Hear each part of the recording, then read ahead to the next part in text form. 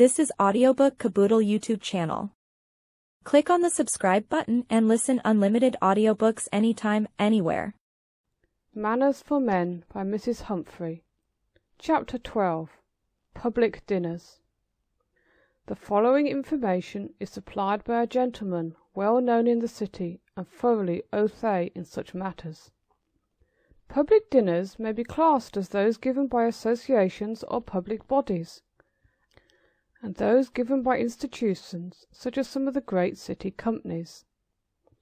When given by an association, the function is generally managed by a committee, who have the arrangement of all the details, such as choosing the menu, the wines, preparing the programme of music, instrument or vocal, and arranging the due sequence of the speeches.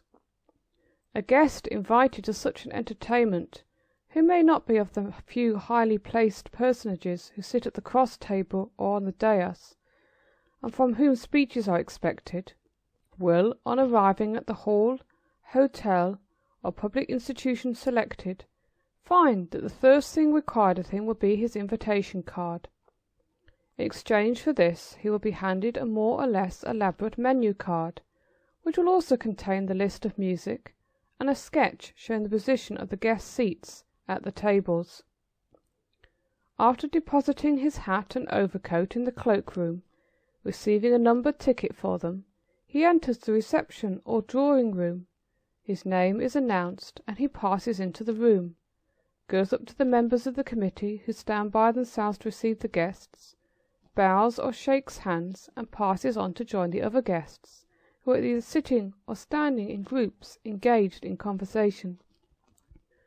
When dinner is announced, the hosts and the highest in rank of the guests file into the dining room and take up their position by their chairs, followed by the rest.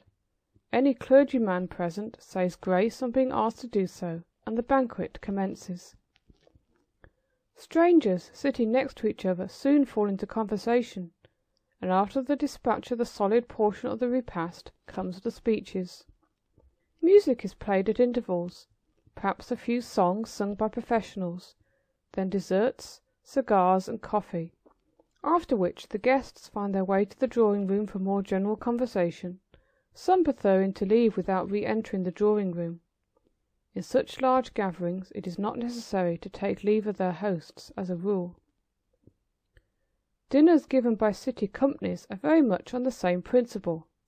The guest has but to don his evening clothes and carry himself with easy composure, not always a simple matter to the inexperienced, if one may judge from the hurried steps and the sudden bob that many give on entering the reception room after arrival. At dinners given on behalf of charities, it is well to go prepared with a subscription, as a collection is often made on these occasions. If not prepared to subscribe, it is more discreet to stay away. With regard to tips, the only ones really recognized are those for whom the plates on the cloakroom table are laid ready in expectation of small silver coins.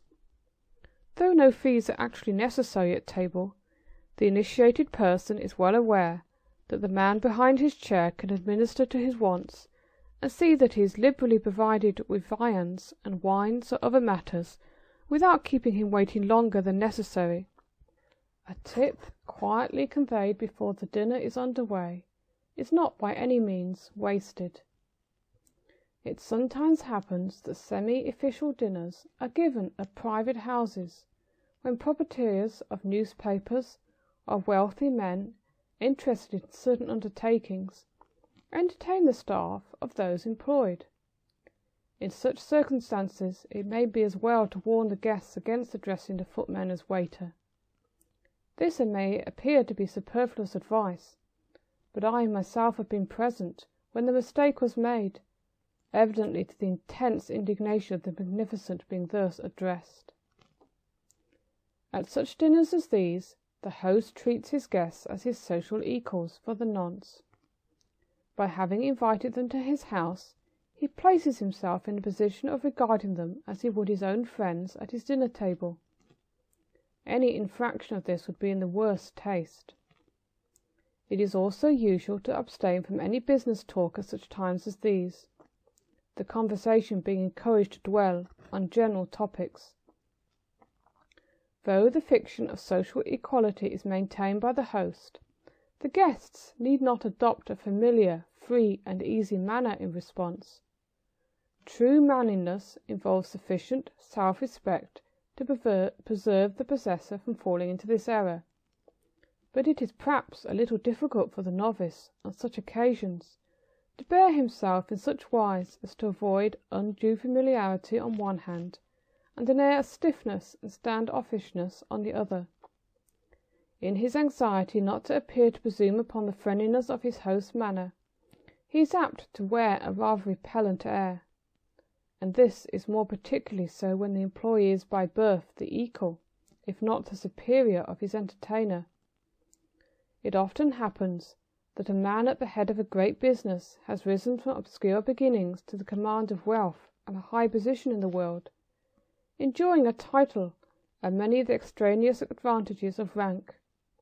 Among those whom he employs may be several who are his social superiors in all but wealth, but any of them who imagine that this fact gives them any claim upon his consideration, or entitles them to converse with him upon a footing of equality, make a radical mistake. Their position as regards their employer is exactly that justified by their standing in his firm. The true gentleman is well aware of this, and would never dream of inserting himself in any way on the strength of being well born or highly educated.